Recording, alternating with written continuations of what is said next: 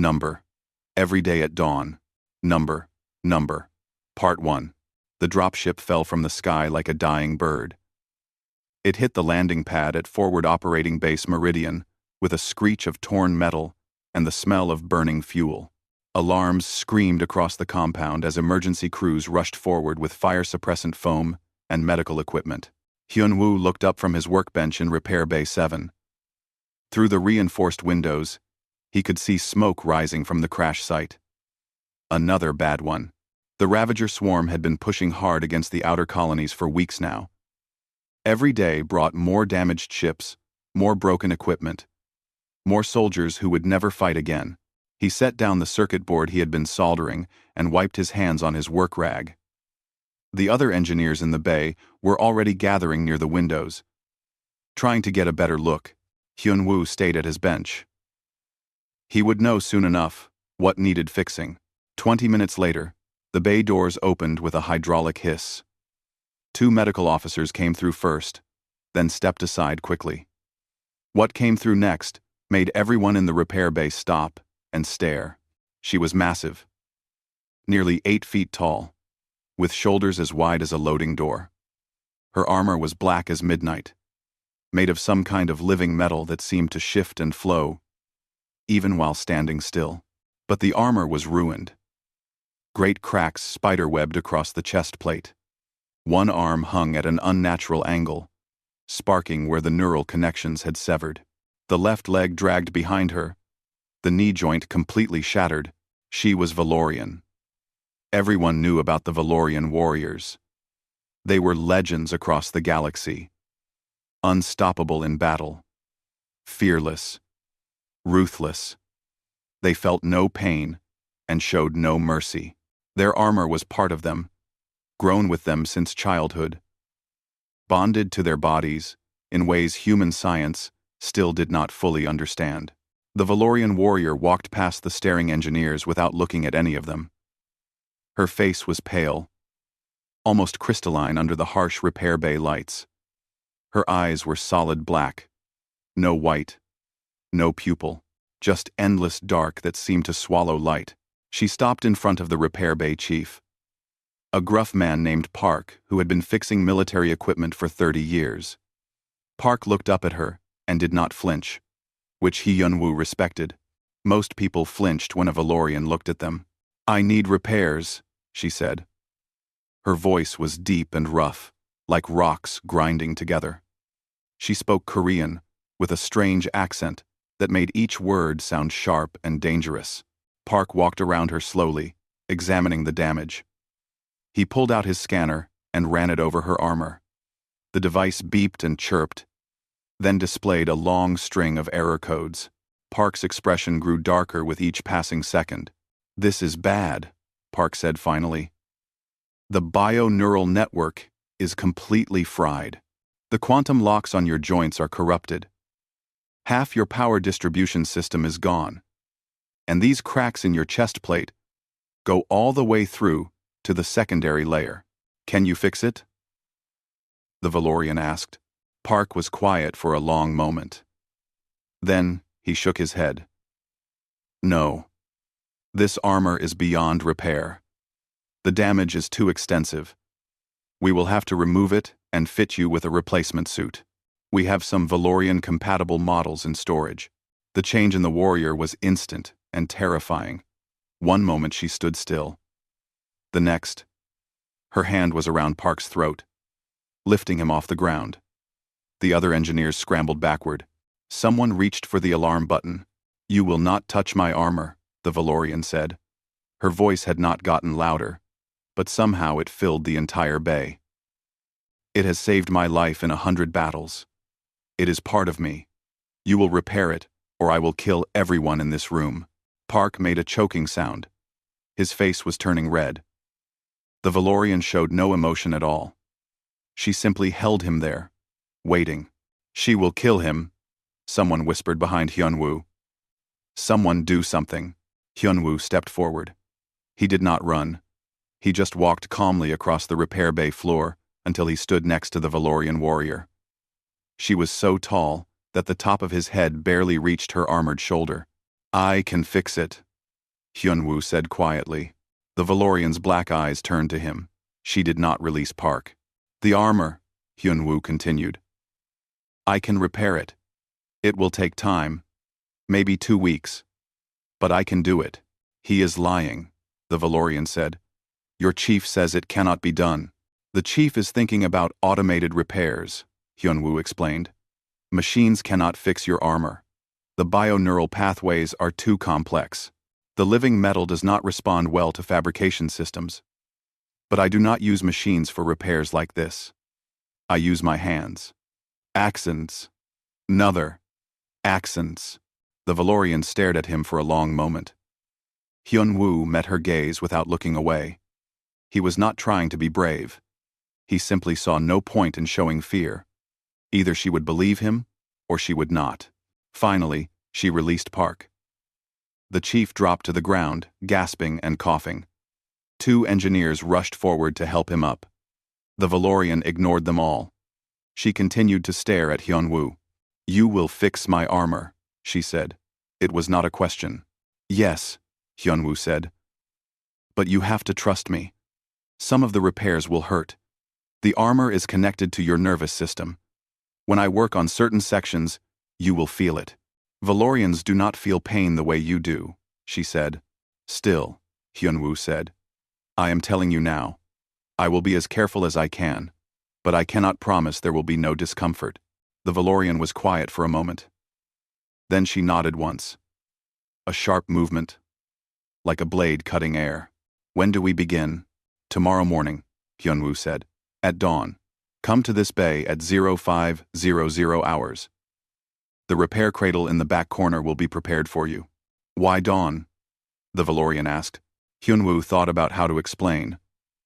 Because that is when the base is quietest. There will be no one to disturb us. And this kind of work requires complete focus. I need silence and steady hands. The Valorian studied him for another moment, then turned and walked out of the repair bay. The sound of her damaged armor echoed through the space long after she was gone.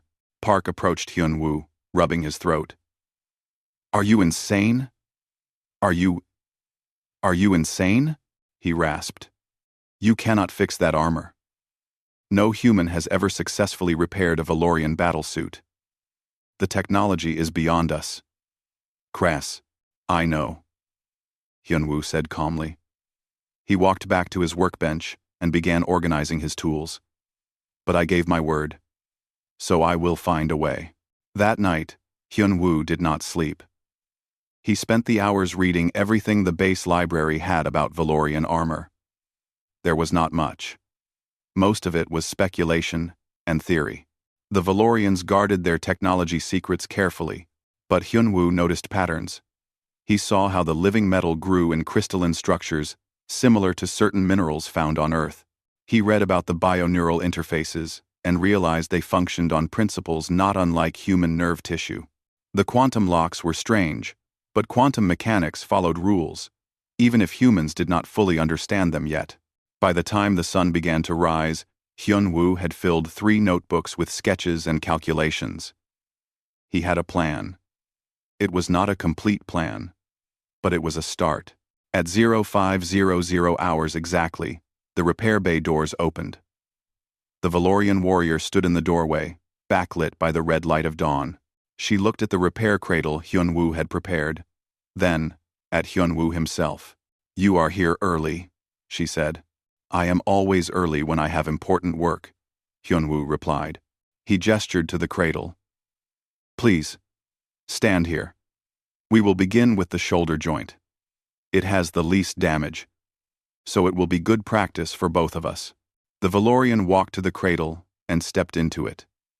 The frame adjusted automatically to her height. Hyunwoo approached, with his tools laid out on a tray. He selected a small plasma torch and a micro-welder. What is your name? He asked as he began examining the shoulder joint up close. Kalen, she said. I am Hyunwoo, he replied. He activated the plasma torch at its lowest setting and began carefully cutting away the damaged outer plating. This will feel strange. Tell me if it becomes too much. Kalen said nothing. But Hyun-woo noticed her hand gripping the cradle frame. Her knuckles turned pale with pressure. He worked slowly, methodically, treating each piece of her armor as if it were made of glass. When he had to remove a section completely, he laid it carefully on his workbench, organized by position and connection points. He would need to remember exactly how everything fit together. 6 hours passed.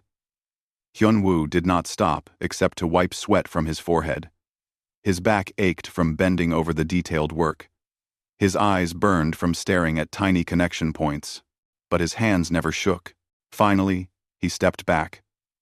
The shoulder joint was repaired. It was not perfect. He could see where the welds showed, where the metal had been broken and made whole again. But it was functional. When he ran his scanner over it, all the readings came back green.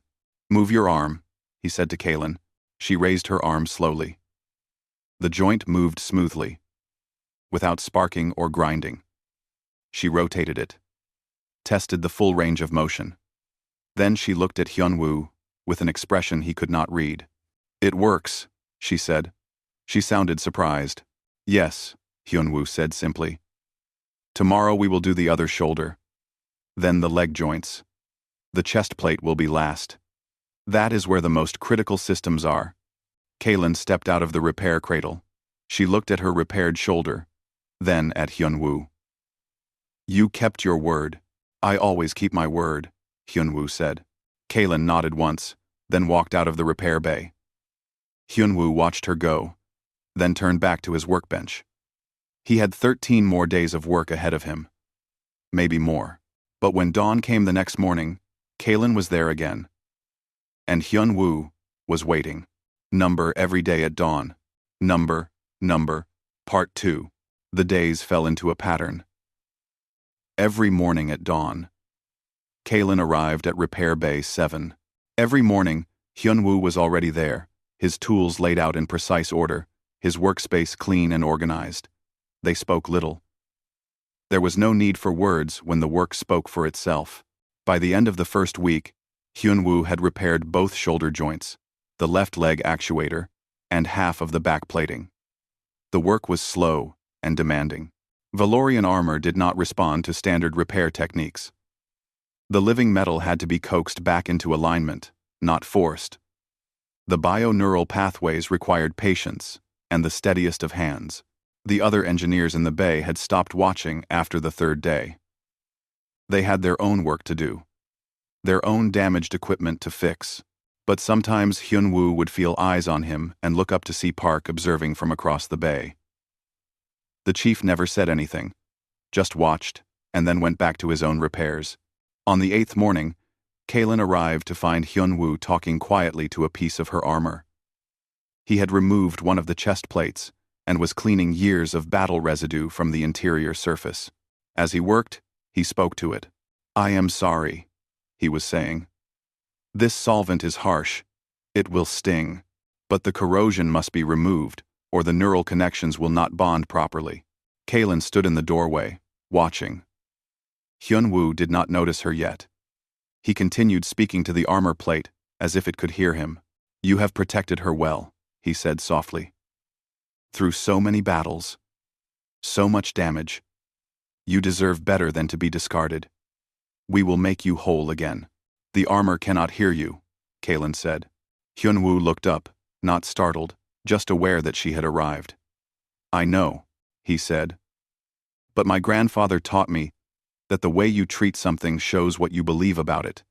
If I treat your armor with respect, I am more careful, more focused." Kaylin stepped into the bay and walked to the repair cradle. She had learned the routine now.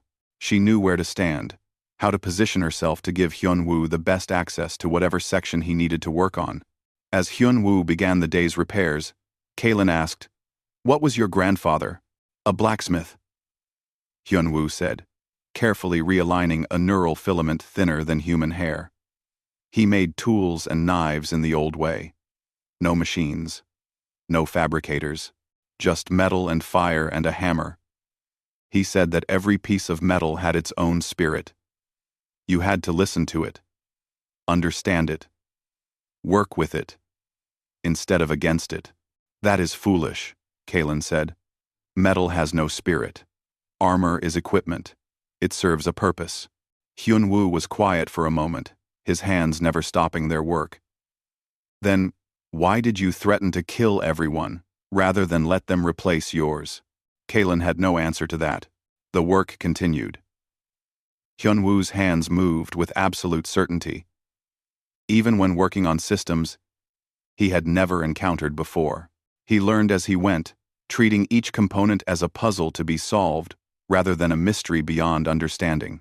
On the 10th day, another Valorian arrived at the base. His name was Tarek, and he was even larger than Kalen, his armor a deep red color that looked like dried blood.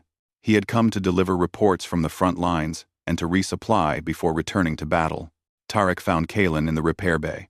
She was standing in the cradle, while Hyun-woo worked on her right arm assembly. Tarek watched for a long moment, then spoke in the Valorian language.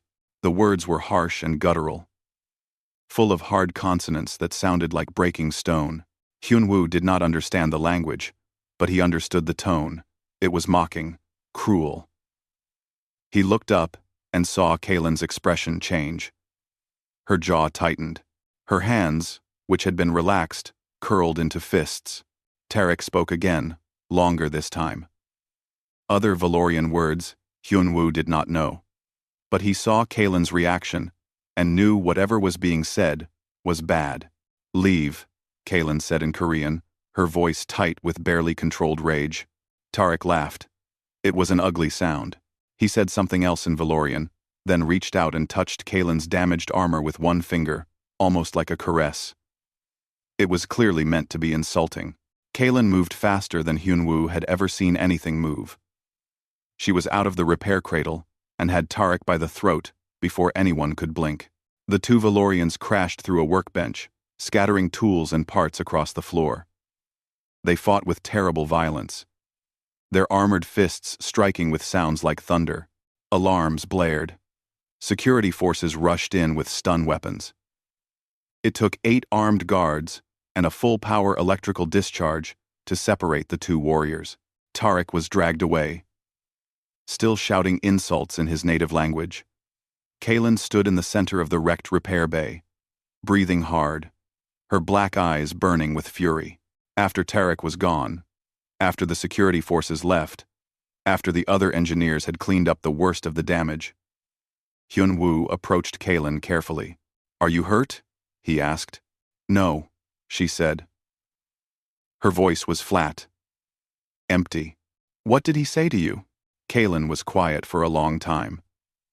Finally, she said, "In my culture, allowing another being to touch your armor is a sign of weakness. It is something done only between mates or between parent and child. By letting you repair my armor, by standing still while you work on it, I am showing weakness." Tarek said, "I have become soft, that I have forgotten what it means to be Valorian." "But your armor needed repairs," Hyun-woo said. "What else could you do?" "I could have accepted a replacement suit," Kalen said. "That is what a strong warrior would do. Let go of the damaged armor and move forward. But I did not want to. This armor has been with me for 15 years. It knows me. It responds to my thoughts. A new suit would take years to bond properly. I would be weaker in battle during that time. So you made the practical choice," Hyun-woo said. "Tarek does not see it that way," Kalen replied. "He sees a warrior allowing a human to handle her armor. He sees intimacy, where there should be only transaction. He sees me trusting you. And to him, trust is weakness." Hyun-woo picked up his tools from where they had scattered on the floor. He examined each one carefully, checking for damage. "Do you trust me?" he asked. Kalen looked at him. "Yes," she said finally. "I do not know why, but I do." "Then Tarek can think whatever he wants," Hyun-woo said simply. "Your armor will be repaired in 4 more days. After that, you can return to battle and prove your strength there. What others think does not change what is true." The next morning, Kalen did not arrive at dawn. Hyun-woo waited for an hour, then 2 hours, He prepared his workspace anyway, laying out the tools he would need for the delicate work on her chest plate. He reviewed his notes. He sketched out the neural pathway connections he would need to restore. At 0700 hours, the bay doors opened. Kaylin stood there, and Hyunwoo could see the conflict in her posture. Pride, warring with need. The desire to prove Tarek wrong, warring with the knowledge that she had already committed to this path. "I apologize for being late," she said stiffly. "You are here now," Hyunwoo said. "That is what matters. Come. Today we begin the chest plate. This is the most complex repair. I will need your complete cooperation." Kaylin stepped into the cradle. As Hyunwoo began to work, he noticed her watching him more closely than usual, studying his hands, observing the care with which he handled each component. "Why do you work so slowly?" she asked after an hour of silence. "Because rushing leads to mistakes," Hyunwoo said. "And mistakes with your armor could kill you. Better to work slowly and do it right." "You could use the automated systems for some of this," Kaylin observed. "It would be faster." "Faster is not always better," Hyunwoo said. He was carefully realigning a power distribution node, his fingers steady despite the delicate nature of the work. "The automated systems do not understand what your armor means. They see broken equipment. I see something that has kept you alive through 100 battles. Something that deserves respect and care." "You speak as if the armor is alive," Kaylin said. "In a way, it is," Hyunwoo replied. "It grows with you. It responds to your thoughts. It adapts to your fighting style. That is more alive than most machines I work on." Kaylin was quiet for a long time. Then she said, "On my world, there is a tradition. When a warrior's armor is too damaged to repair, there is a ceremony. The warrior says goodbye to the armor, thanks it for its service. Then it is cremated, and the ashes are scattered in the warrior's home territory. The armor's spirit returns to the land." "So your people do believe armor has a spirit?" Hyunwoo said gently. Kaylin made a sound that might have been a laugh. "I suppose we do. But we would never admit it to outsiders. Valorians are supposed to be practical, logical. We are warriors, not poets." "You can be both," Hyunwoo said. He worked for another 3 hours without stopping. His back ached. His eyes burned from focusing on the microscopic connections. But he did not complain. This was the work he had chosen, the promise he had made. When he finally stepped back, the main power distribution network in Kaylin's chest plate was restored. Not perfect, but functional. He ran his scanner over it and watched the readings stabilize into normal ranges. "The central systems are complete," he said. "Tomorrow I will work on the secondary backup networks. Then, the outer plating. 3 more days, and you will be ready for combat again." Kaylin stepped out of the cradle and looked down at her chest. The repair lines were visible, lighter metal against the darker original surface. Hyunwoo had not tried to hide them. "Why did you not make the repairs invisible?" she asked. "Because scars tell stories," Hyunwoo said. "Your armor has been through battles. It should show that. Hiding the damage would be like pretending it never happened. The repairs are proof that you survived, that you chose to keep going rather than give up." Kaylin touched the repair lines gently. "In Valorian culture, scars are marks of honor. In human culture, too," Hyunwoo said. For the first time since they had started this work, Kaylin smiled. It was a small smile, barely visible, but it was there. The next morning, she arrived at dawn exactly. And the morning after that. And the morning after that. 3 days later, the repairs were complete. Number. Every day at dawn. Number.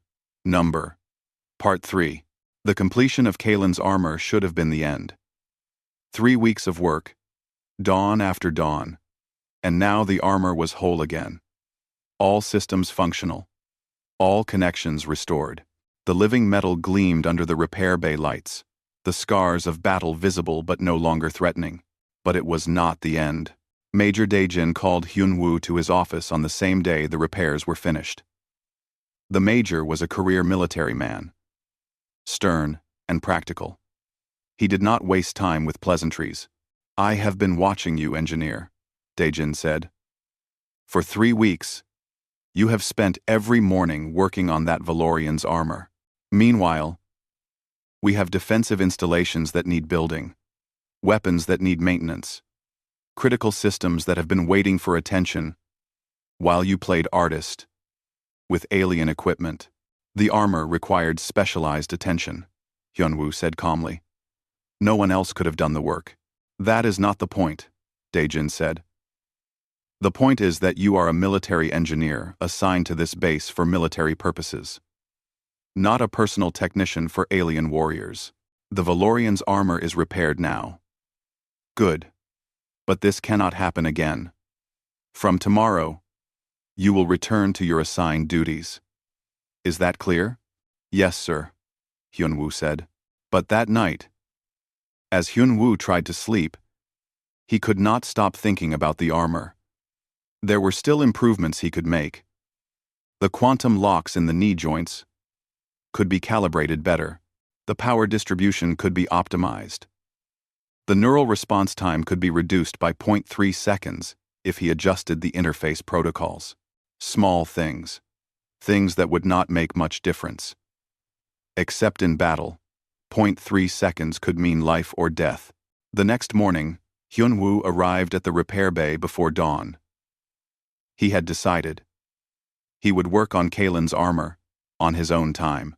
Before his shift started, after it ended, whenever he could steal a few hours, Kalen was already there, waiting in the darkness. She stood perfectly still, and if Hyun-woo had not known she was there, he might have walked right past her. "I thought the repairs were complete," Kalen said. "They are," Hyun-woo said. "But they could be better. If you will allow me, I would like to continue optimizing the systems." "You have other duties," Kalen said. "I do," Hyun-woo agreed. "But this is important to me." Kalen studied him in the dim light. "Why?" Hyun-woo thought about how to answer. "Because I gave you my word that I would fix your armor. And I want to do more than just fix it. I want it to be the best it can be." "That is foolish," Kalen said, but there was no heat in the words. "You will exhaust yourself for no gain." "Let me worry about that," Hyun-woo said. So the work continued. But now, Hyun-woo worked his regular shift during the day. 8 hours of building defensive walls and maintaining weapon systems and all the other tasks a combat engineer was expected to do. Then he worked another 6 hours on Kalen's armor, before dawn and after sunset. He slept 3 hours a night. Sometimes 4. The other engineers noticed. Park pulled him aside after a week. "You look terrible," Park said bluntly. "When was the last time you ate a full meal? When did you last sleep more than a few hours?" "I am fine," Hyun-woo said. "You are not fine," Park said. "You are running yourself into the ground." "For what?" "The Valorian does not care about these improvements. Her armor is functional. That is all that matters to her kind." "It matters to me," Hyun-woo said. Park shook his head. "You are a strange man, engineer. But you are also the best repair technician I have ever seen. Do not kill yourself over this." Hyun-woo promised he would be more careful. But the next morning, he was at the repair bay before dawn again. And Kalen was there, waiting. She had started coming earlier too, Hyun-woo noticed, and staying later. Sometimes she would ask questions about what he was doing. Sometimes she would just watch in silence. Once, she brought him food from the base cafeteria because she noticed he had not eaten all day. "Valorians do not do this," she said when she handed him the meal tray. "We do not concern ourselves with whether others eat or sleep." "Then why did you bring this?" Hyun-woo asked. Kalen had no answer. 3 weeks after the original repairs were complete, disaster struck. Hyun-woo was working on a particularly delicate neural interface calibration. He had been awake for 20 hours straight. His commanding officer had assigned him to a double shift, and then he had come to the repair bay to continue work on Kalen's armor. His hands were shaking from exhaustion. He knew he should stop, should rest, should come back when he was fresh. But he was so close to finishing the calibration. Just a few more connections, and this section would be perfect. The plasma torch slipped. It was only a fraction of an inch. A tiny mistake, but at the heat setting, Hyun-woo was using a fraction of an inch was enough. The torch cut through the armor plating and into Kalen's side. The smell of burning flesh filled the repair bay. Kalen did not cry out. She did not even flinch. But Hyun-woo saw the damage, and horror washed over him like ice water. "No," he whispered. "No, no, no." He dropped the torch and grabbed his medical kit. His hands were shaking worse now, from shock and exhaustion and fear. He had hurt her. He had promised to fix her armor, to make it better, and instead, he had wounded her. "It is nothing," Kalen said. Her voice was steady. "Valorians heal quickly. This will close in a few days." "I am sorry," Hyun-woo said, his voice cracked. "I am so sorry. I should not have been working. I was too tired. I made a mistake. I hurt you." He cleaned the wound with antiseptic, his hands still shaking. Then he applied medical foam to seal it and prevent infection. The whole time, he kept apologizing, kept telling her how sorry he was. Kalen watched him with an expression he could not read. She had been injured thousands of times in battle. Stabbed, shot, burned, crushed. Pain was simply information. A wound was a tactical concern. Nothing more. But Hyun-woo's distress over hurting her was something she had never experienced before. Warriors hurt each other. It was the nature of combat. Even allies sometimes wounded each other accidentally in the chaos of battle. This was expected, accepted. So why did this human look like causing her pain was the worst thing he had ever done? "Why are you so upset?" she asked. "It is a minor injury." "Because I did not want to hurt you," Hyun-woo said. "Because you trusted me to work on your armor, to work near your body, and I failed that trust." "Trust?" Kalen repeated the word slowly. "Is that what this is?" Hyun-woo looked up at her, his eyes red from exhaustion and unshed tears. What else would it be? Park arrived then, summoned by the medical alert that had triggered when Hyun-woo grabbed the medical kit. He took one look at the situation and immediately ordered Hyun-woo to the medical wing. "That is an order, engineer," Park said firmly. "You are done working for today. Maybe for the next 3 days. You need sleep and food and actual rest." "But the armor," Hyun-woo started to protest. "We'll still be here when you recover," Park interrupted. "Go. Now." Hyun-woo wanted to argue, but his body was failing him. His vision was blurring. His legs felt weak. He nodded slowly and started toward the door. "Engineer," Kalen called after him. He stopped and looked back. "You will return?" she asked. It was the first time she had phrased anything as a question, rather than a statement or command. "Yes," Hyun-woo said. The base medical officer put Hyun-woo on mandatory rest for 72 hours. He was not allowed to work, not allowed to leave his quarters, except for meals and medical checkups. The doctor gave him sedatives to force him to sleep. For 3 days, Hyun-woo rested. His body slowly recovered. The shaking in his hands stopped. The exhaustion that had settled into his bones began to lift. On the second day, he had a visitor. Kalen stood in the doorway of his small quarters. She looked strange in the confined space, too large for the human-sized room. She had to duck her head to fit through the door. "You should not be here," Hyun-woo said from his bed. "Valorians do not visit the wounded." "I know," Kalen said. She looked around the room, taking in the scattered notebooks filled with armor sketches, the reference books on alien metallurgy, the half-eaten meal trays. "But I wanted to see if you were well." "I am recovering," Hyun-woo said. Kalen picked up one of his notebooks and flipped through it. Page after page of detailed drawings, notes in the margins, calculations, and theories. All about her armor. Weeks of work represented in these pages. "Why do you do this?" she asked. "You have completed the repairs. The armor is functional, superior to its original state. Even. There is no requirement for you to continue. No obligation. Yet you work yourself to collapse. Why?" Hyun-woo sat up slowly. He thought about how to explain something that seemed so obvious to him. "Because it is yours," he said finally. "Because it is important to you. Because I said I would make it better, and I meant it. That is enough reason." Kalen set down the notebook. "On my world, promises are tactical tools.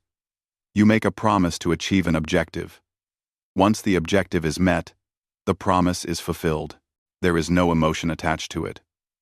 But you," she paused, searching for words, "you treat your promise as if it is sacred, as if breaking it would break something inside you."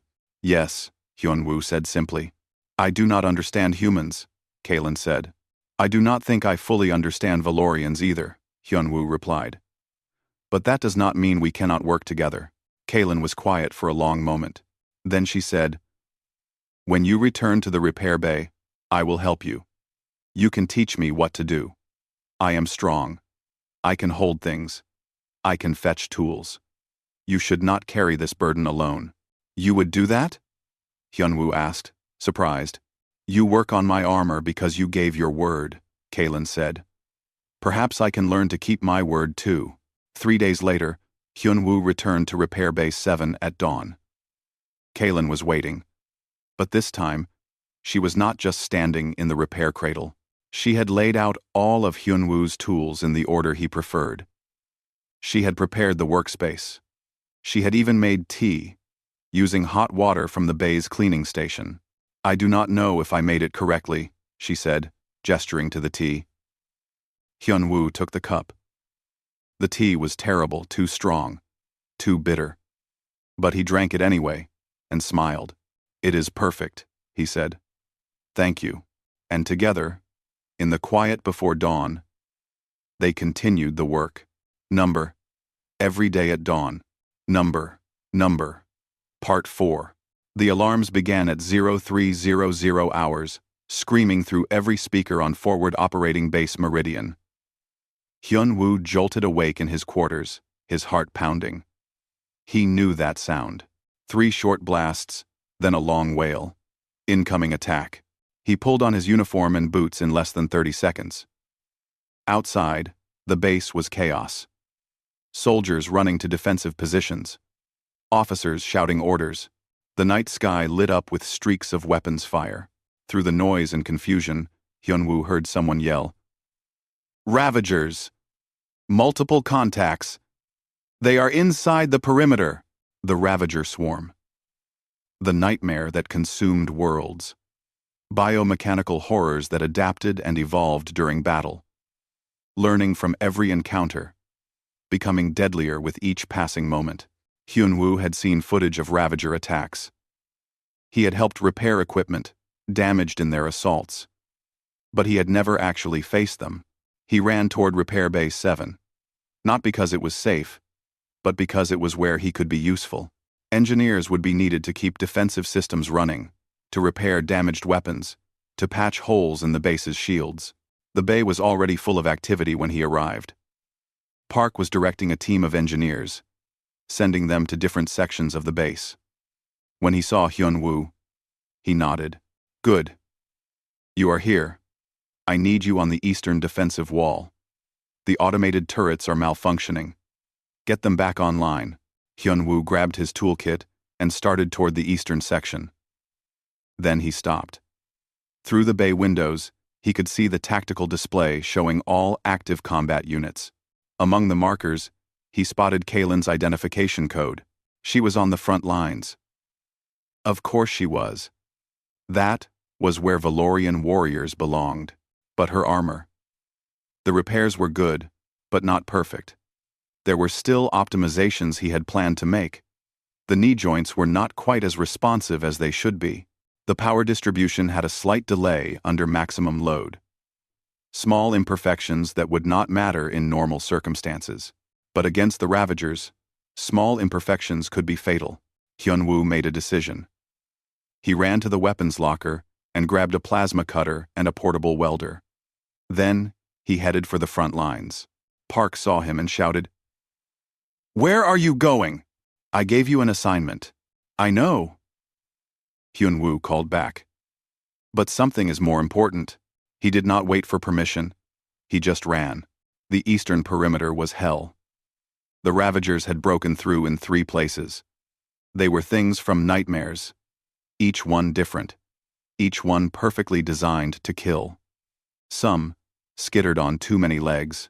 Others flew on membrane wings. All of them had weapons grafted onto their bodies. Biological and mechanical, fused into instruments of death. Human soldiers fought desperately. Alien allies from a dozen different species held the line. And in the center of the worst fighting, Hyunwoo saw Kaylin. She moved like a force of nature. Her fists crushed Ravager drones. Her armored feet shattered their carapaces. She was magnificent and terrible. Exactly what a Valorian warrior should be. But Hyunwoo could see the problems. Her right knee locked up for a fraction of a second during a pivot. Her power output flickered when she threw a heavy punch.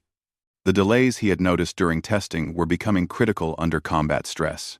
He watched through the tactical display in his toolkit as Kaylin engaged a larger Ravager, one with blade arms and armored plating. She dodged its first strike, countered with a devastating blow to its center mass. But when she tried to follow up, her right arm's power coupling failed. The coupling Hyunwoo had been planning to replace next week. The Ravager recovered and pressed its attack. Kaylin blocked with her left arm, but she was off balance now, compensating for the failed right arm. The creature's blade caught her across the ribs, skittering off her armor but throwing her backward. She hit the ground hard. The Ravager moved in for the kill. Hyunwoo did not think. He just acted. He ran forward, plasma cutter in hand. It was a tool, not a weapon. It was designed to cut metal, not fight monsters. But it was all he had. The Ravager's attention shifted to him. Easier prey. Weaker. Hyunwoo activated the plasma cutter at maximum power and swung it like a sword. The superheated plasma beam sliced through the Ravager's blade arm. The creature shrieked, a sound like tearing metal, and recoiled. "Hyunwoo!" Kaylin shouted. She was already moving, getting to her feet despite the failed arm. "What are you doing here?" Quote, "Your power coupling is failing," Hyunwoo shouted back. He dropped to his knees beside her, already opening his toolkit. "I can fix it. Give me 30 seconds. "We do not have 30 seconds. Kaylin grabbed him with her functioning left arm and pulled him behind a damaged barricade. 3 Ravager drones skittered past, their sensors scanning for targets. Hyunwoo opened a panel on Kaylin's right arm, his hands moving with the speed of long practice. The power coupling was visible, sparking and damaged. He grabbed the portable welder and went to work. Around them, the battle raged. Explosions rocked the ground. Weapons fire lit up the darkness. Soldiers screamed. Ravagers shrieked. And in the middle of it all, Hyunwoo repaired armor with absolutely steady hands. "This is insane," Kaylin said. She was using her body to shield him from stray fire. "You should not be here. You are an engineer, not a soldier." "I am doing my job," Hyunwoo said calmly. He replaced a burned-out connector and rerouted power through a backup circuit. "My job is to keep your armor functional. This is where your armor is. Therefore, this is where I need to be." The welder sparked. The coupling clicked into place. Hyunwoo ran a quick diagnostic on his scanner. "Try it now," he said. Kaylin flexed her right arm. Full power returned. The servos hummed with restored strength. She looked at Hyunwoo with an expression somewhere between amazement and fury. "You are the most foolish human I have ever met," she said. "Probably," Hyunwoo agreed. A Ravager drone spotted them and charged. Kaylin stepped forward, her right fist glowing with power, and punched straight through its center mass. The creature exploded in a spray of biological matter and shattered machinery. "Stay close to me," Kaylin ordered. "If you are going to be this stupid, at least let me protect you." For the next hour, they fought together. Kaylin engaged the Ravagers with all her warrior skill. Hyun-woo stayed behind her, plasma cutter in hand, and somehow managed to stay alive. When her armor took damage, he patched it with field repairs. When she needed a weapon, he grabbed fallen equipment and handed it to her. They were not trained for this. They had no tactics, no coordination, but they made it work anyway. The sun began to rise. Dawn painted the eastern sky red and gold. And slowly, impossibly, the Ravager attack faltered. The swarm had not expected such fierce resistance. They had not adapted quickly enough. The base's defenders, human and alien alike, had held the line. The Ravagers retreated, pulling back into the wilderness beyond the base perimeter. Cheers went up from the surviving soldiers, but the celebration was muted. Too many had fallen. Too much had been lost. Hyun-woo collapsed against a broken wall, his entire body shaking from adrenaline and exhaustion. He had cuts on his arms and legs. Shrapnel had torn through his uniform in a dozen places. But he was alive. Kaylin stood over him, her armor scorched and dented, but intact. She looked down at him for a long moment. "Why did you come to the battle?" she asked. The question she had been too busy to ask during the fighting. "Your armor needed field maintenance," Hyun-woo said. He knew it sounded absurd, but it was true. "You could have died," Kaylin said. "So could you," Hyun-woo replied. Medical teams were moving through the battlefield now, treating the wounded, collecting the dead. One medic approached them, saw Hyun-woo's injuries, and tried to lead him away. "I am fine," Hyun-woo protested. "There are others who need help more." "You have shrapnel wounds and probable internal bleeding," the medic said firmly. "You are coming to the medical wing." Now, Kaylin watched as they led Hyun-woo away. He looked back at her once, gave a tired smile, then disappeared into the crowd of wounded. Around the base, fires still burned. Repair crews worked to patch holes in the defensive walls. Engineers assessed the damage to critical systems. The sun continued to rise, indifferent to the violence that had stained the dawn. Kaylin stood alone on the battlefield, surrounded by the wreckage of Ravager drones and fallen soldiers. She looked at her right arm, at the field repair Hyun-woo had made under fire. The welds were rough, clearly done in haste, but they held. They were enough. She thought about Hyun-woo running toward danger instead of away from it, about him repairing her armor while death screamed around them, about the way he had smiled at her even while wounded and exhausted. She thought about his question from weeks ago. "Do you trust me?" And she thought about her answer. Yes. In 15 years of warfare, Kaylin had fought beside thousands of warriors. She had seen courage and cowardice, strength and weakness. She had witnessed incredible acts of heroism and terrible betrayals, but she had never seen anyone do what Hyun-woo had done. Risk everything, not for glory or honor or tactical advantage, but simply because he had promised to keep her armor functional. Valorians did not understand this kind of thinking. Promises were tools. Relationships were hierarchical. You used others or were used by them. But Hyun-woo had used nothing. He had simply given his time, his skill, his sleep, his safety. He had given everything, asking nothing in return. Kaylin walked back toward the repair bay as the sun climbed higher in the sky. Her boots crunched on broken glass and spent shell casings. Around her, forward operating base Meridian began the slow process of healing. She found Hyun-woo later that day in the medical wing. He was asleep, his injuries bandaged, an IV dripping fluids into his arm. She stood by his bed for a long time, just watching him breathe. A nurse approached and whispered, "Are you family?" Kaylin thought about that question. about what family meant, about the Valorian traditions she had been taught since childhood. "Yes," she said finally. "I think perhaps I am." She stayed until he woke. And when his eyes opened and he saw her there, the smile that spread across his face was worth more than any victory she had ever claimed in battle.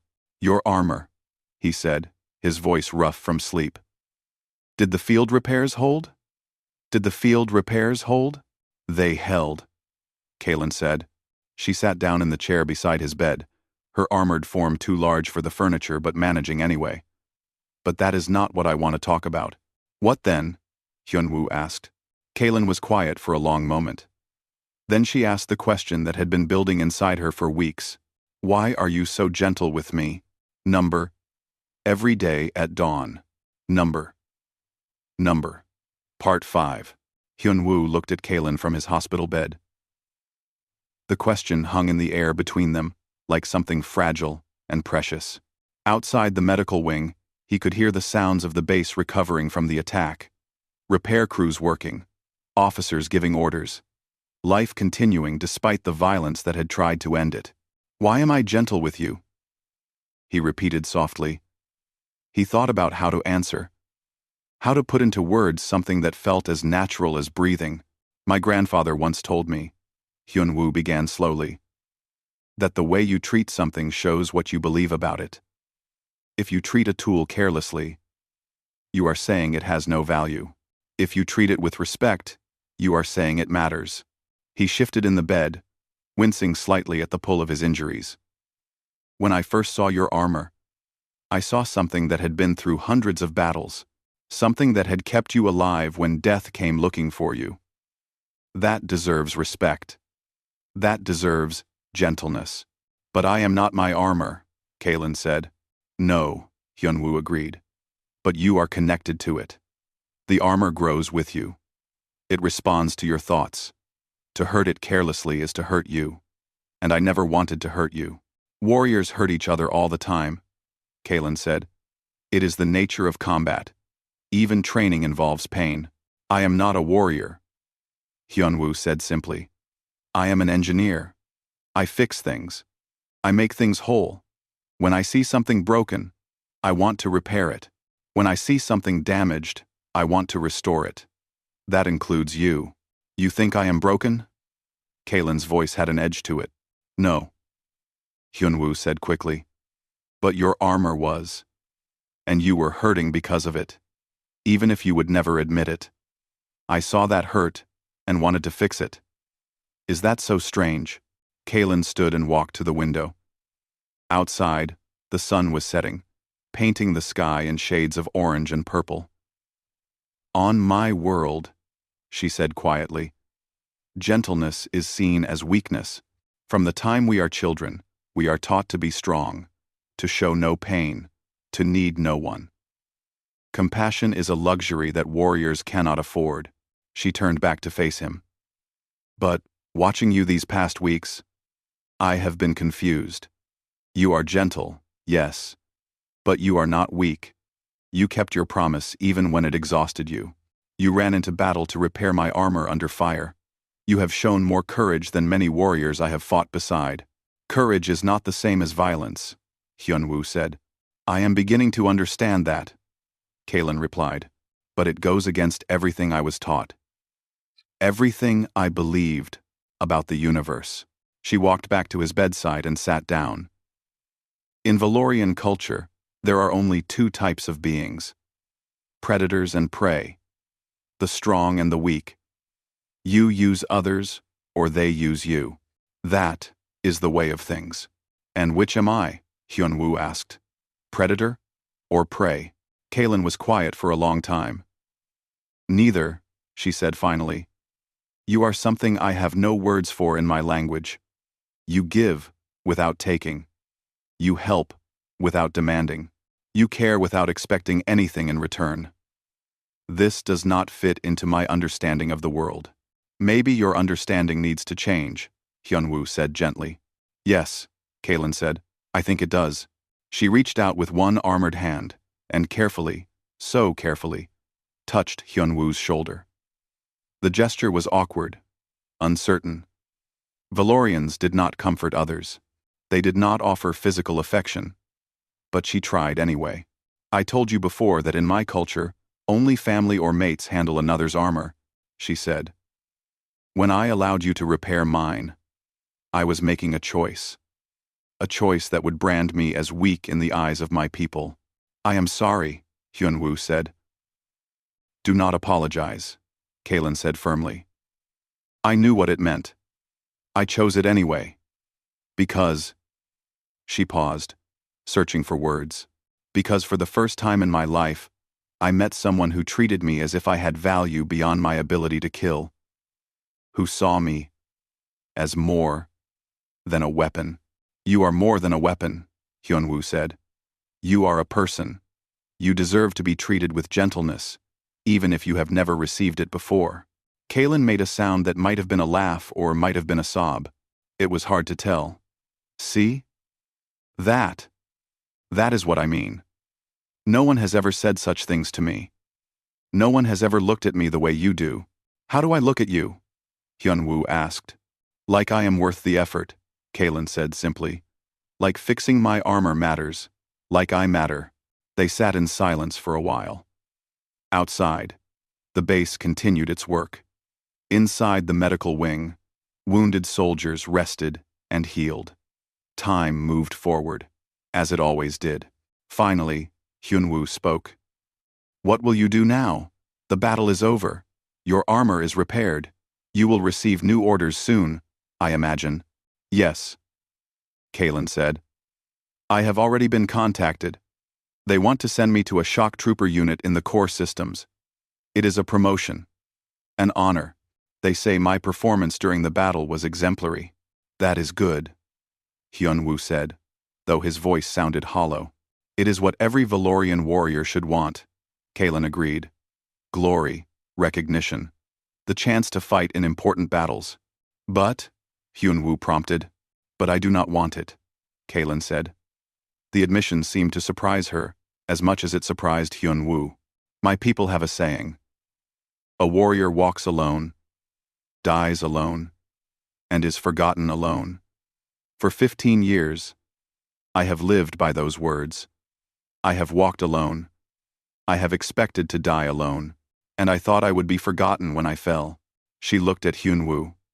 But you changed that. You made me feel like someone would remember. Like someone cared whether I survived or not. And now that I have felt that, I cannot go back to walking alone. What are you saying? Hyunwoo asked quietly. I am saying that I want to refuse the promotion, Kalin said.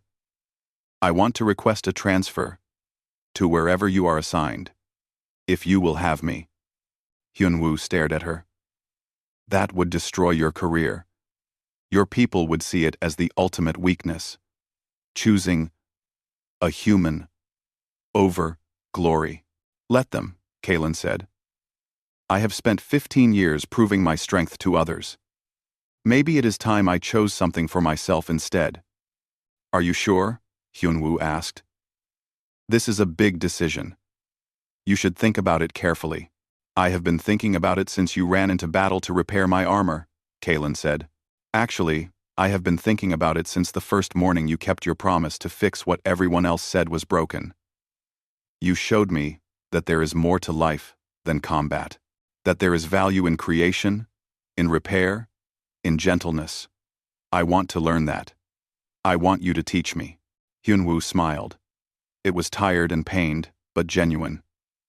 I would be honored. And 3 days later, Hyunwoo was released from the medical wing. His injuries had been more serious than he had thought. Cracked ribs, internal bruising, deep cuts that had required surgery. But he was young and strong and stubborn. He healed. Kalin came to walk him back to his quarters. As they moved through the base, soldiers stopped and stared. The Valorian warrior and the human engineer. An unlikely pair. People are talking, Kalin observed. Let them talk, Hyunwoo said. We know the truth. That is enough. They reached his quarters, and Kalin helped him inside. The room was still a mess. Notebooks and sketches everywhere, reference books stacked on every surface. But now, There was something new. A small package on his bed. Hyunwoo opened it carefully. Inside was a piece of metal, beautifully crafted, shaped like a small flower. It was made from the damaged plating that had been removed from Kalen's armor during the first repairs. I made it, Kalen said. Or tried to. I am not skilled with delicate work.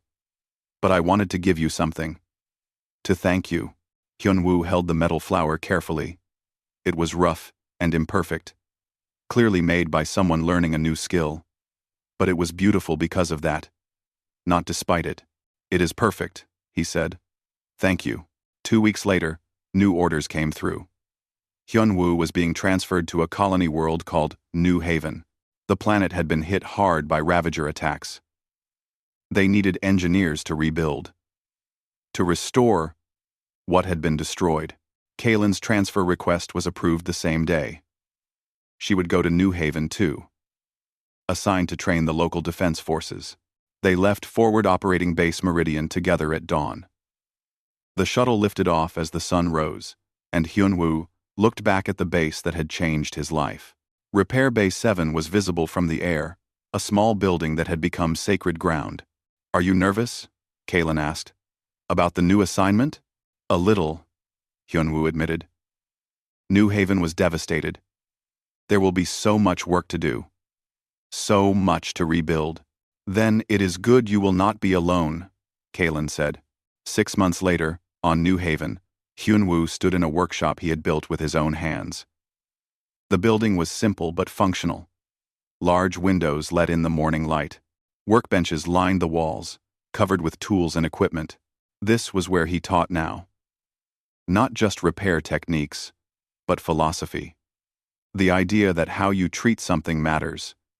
That fixing what is broken is more valuable than discarding it. That gentleness is a kind of strength. Other engineers came to learn from him. Some were human. Some were alien species he had never encountered before. All of them were welcomed. Kalen had her own students. She taught combat and defense, but her methods were different from traditional Valorian training. She was still fierce, still demanding, but she was also patient. She explained why techniques mattered, instead of just demanding they be performed. She praised improvement, instead of only punishing failure. Her students adored her. The local defense force was becoming something special, strong, but not cruel, disciplined, but not heartless. Every morning at dawn, before their students arrived, Hyunwoo and Kalen met in the workshop. Sometimes he worked on her armor, making small adjustments and improvements. Sometimes she helped him with construction projects, her strength applied to building instead of destruction. They talked while they worked. About their days, about their students, about the colony slowly healing around them, about small things and large things, and everything in between. Other pairs had started forming on the colony. Human and alien partnerships based on mutual respect instead of hierarchy. The barriers between species were coming down, one friendship at a time. One morning, as Hyunwoo carefully adjusted a servo joint in Kalen's armor, she asked, "Do you ever regret it? Choosing this life instead of staying at the military base?" "Never," Hyunwoo said without hesitation. "This is exactly where I want to be. Even though the work is hard, even though we are far from Earth, especially because of that," Hyunwoo said. "We are building something here, something new, something that might change how different species see each other. That is worth any difficulty." Kalen smiled. She had been smiling more lately. It looked good on her. "You have taught me so much," she said. "About patience, about seeing value in restoration instead of destruction." "You have taught me things too," Hyunwoo said. "About courage, about honoring commitments, about choosing your own path instead of the one others expect." He finished the adjustment and stepped back. "Try it now." Kalen moved her arm through its full range of motion. Perfect, smooth, no delays, no glitches, just pure, efficient movement. "It is better than it has ever been," she said. "Good," Hyunwoo said. "But I was thinking, maybe next week we could work on optimizing your leg servos. I have some ideas about improving your sprint speed. Kalen laughed. Always thinking ahead. Always finding ways to improve. That is what engineers do, Hyunwoo said with a smile. She stood and walked to him. Then, carefully, she rested one massive hand on his shoulder. The gesture was familiar now. Natural. A sign of affection and trust. Thank you, she said quietly. For everything. For fixing my armor. For showing me gentleness. For teaching me that there is more to life than combat. Thank you, Hyunwoo replied. For trusting me. For giving me the chance to help you. For choosing to stay. Outside, the sun continued to rise over New Haven. In the distance, they could hear the sounds of construction. The colony was growing, healing, becoming something new. Kalen looked out the window at the dawn. What is on the schedule today? I have 3 new students this morning, Hyunwoo said. All of them want to learn repair techniques. And this afternoon, I need to work on the water purification system. It has been making strange noises. Ark. I can help with that, Kalen offered. I am getting better with mechanical systems. You are, Hyunwoo agreed. You have a natural talent for it. They stood together in the morning light, the human engineer and the Valorian warrior. 2 people who should never have met, who should never have understood each other, who should have remained strangers, separated by culture and biology and the vast distances of space. But they had met, they had understood, and they had chosen each other. Every day at dawn, they began again, working together, building together, creating something that neither could have made alone. It was gentle work, patient work, the kind of work that did not show immediate results, but changed everything slowly, one repaired piece at a time. And in a galaxy torn apart by war, where violence seemed endless and hope seemed fragile, that gentle work mattered more than any battle, because they were not just repairing armor or building structures, they were showing that there was another way, that strength could be gentle, that warriors could heal, that different species could not just coexist, but truly connect. The sun climbed higher. The day began. And somewhere in a workshop on a healing world, a human and an alien worked side by side, proving that the future could be better than the past.